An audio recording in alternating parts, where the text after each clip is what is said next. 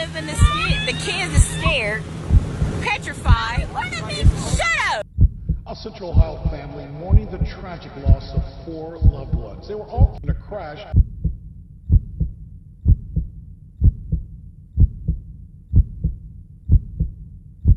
Disney is a magical place for fun experiences, family, and making some of the best memories. Having the time of your life with family and friends at a place only some can dream of, and dreams come true. Tragically, this is the story about a family who took a trip to Disney and never returned home due to a drunk driver. Please be very respectful and kind in the comments, and like and subscribe for more videos like this. A Central Ohio family mourning the tragic loss of 4 loved ones. They were all in a crash allegedly caused by a drunk driver. It happened on I-77 in Raleigh County, West Virginia, Monday morning. NBC4 has learned the family was returning from a week-long trip to Disney World. Our Candace Lee spoke to a member of the family today. She now joins us live with more on the story. Candace? Mike, one of the 4 victims in that fatal crash is a 9-year-old, Tasha Freeman, who attends Asbury Elementary School. I spoke to her grandmother today, who says she's not only praying for her family, she's also praying for the man who will be charged for this crime. The crash that took the lives of Lizzie Crowell's family happened early Monday morning in this stretch of Interstate 77 in Raleigh, West Virginia. My grandson called me about 6 o'clock and said they had a good time. They had just went through Savannah, Georgia, and they'll be home by 2:30. But the family never arrived. Told my daughter to call the state trooper, the medics. They couldn't tell us nothing. West Virginia State Police say Corey Sheward of Tiffin, Ohio, was drunk and driving south in the northbound lanes of Interstate 77.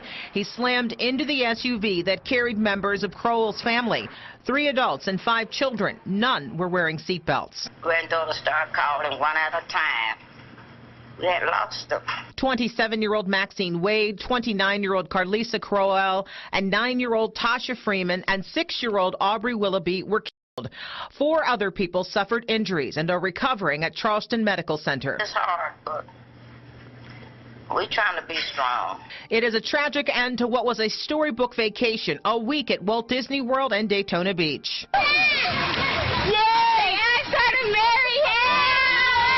Cell phone video posted to Maxine Wade's Facebook page shows the group of adults and children splashing playfully in a hotel pool. Tonight, Lizzie says she can't even get mad with the man police say is responsible for cutting short 4 young lives. And I got to pray for this man, because when he wake up and dawn on what he done did, he got a spiritual price to pay. And West Virginia State Police expect to charge Sheward with 4 counts of driving under the influence, causing death and causing bodily harm. As of today, he was still a patient in the hospital and had not been charged. Live in Columbus, Candace Lee, NBC4. We out here living the kids are scared, petrified. Shut up! Aubrey was born June 28, 2009, to her mother Amber Willoughby and her father Thomas Crowell. Aubrey, the youngest of the 4 victims, the niece of Tasha and Carlisa, and the stepchild of Maxine's. A beautiful, bright 6-year-old enjoying life with a very sweet and kind personality. She left behind 5 siblings, 4 brothers, and 1 sister.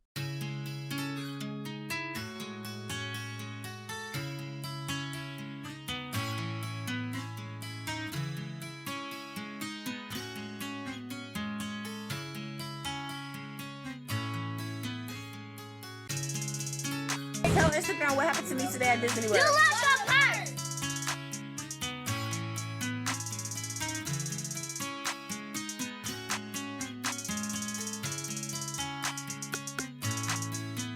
Tasha Freeman was born on August 18, 2006, to her mother, Felicia Crowell, and her father, Gary Freeman.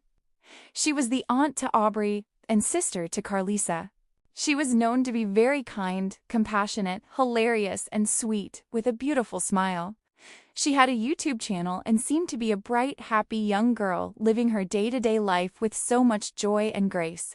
She is missed dearly by her loved ones. She left behind 7 siblings, 2 sisters, and 5 brothers.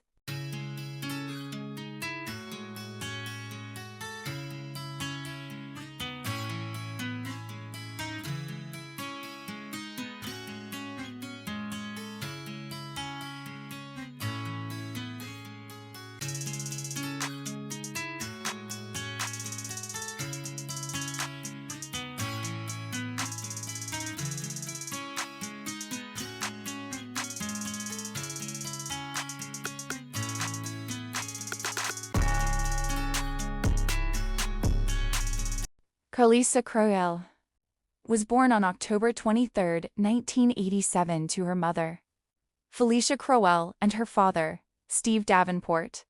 She had a great sense of humor. She was caring and an amazing person. She posted funny videos on social media, which people looked forward to see her post. She was Taja's sister. She also was an aunt and a daughter who lived life to the fullest. She left behind 3 sisters and 4 brothers.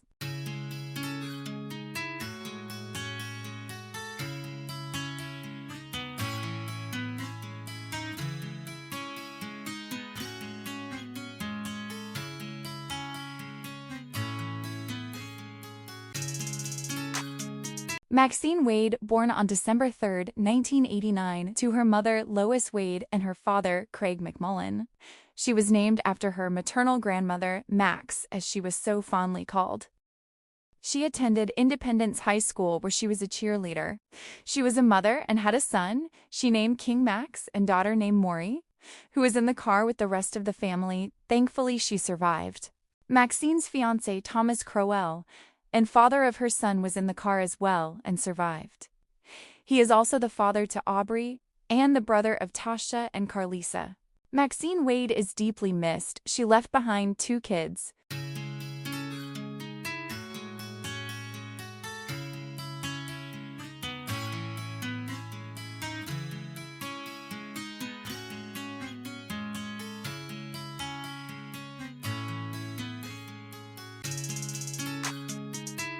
The family had just had the time of their lives while vacationing at Walt Disney World, but they had no idea what was coming soon after.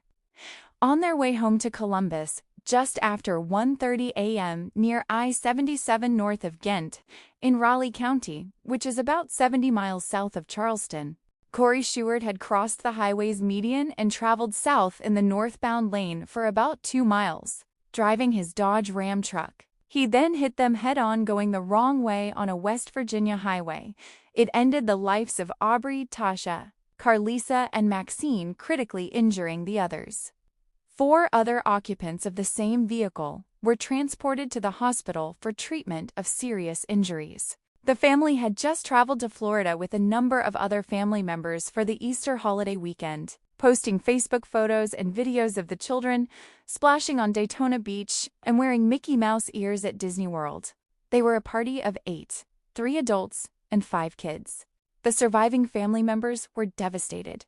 Also in the SUV was Thomas Crowell, 28, who is Carlisa's brother, also Wade's boyfriend, who was critically injured with brain injuries and was on a ventilator at the Charleston Area Medical Center. The children who survived and was in the same hospital was his daughter, Amber Lee Willoughby, 3, and his son, Thomas Crowell Jr., 4. He was the father of Aubrey and the brother of Tasha as well. The other child injured, Maury Wade, 8, is the daughter of Maxine Wade. Williams, who spoke from the hospital, is the aunt of Carlisa Crowell.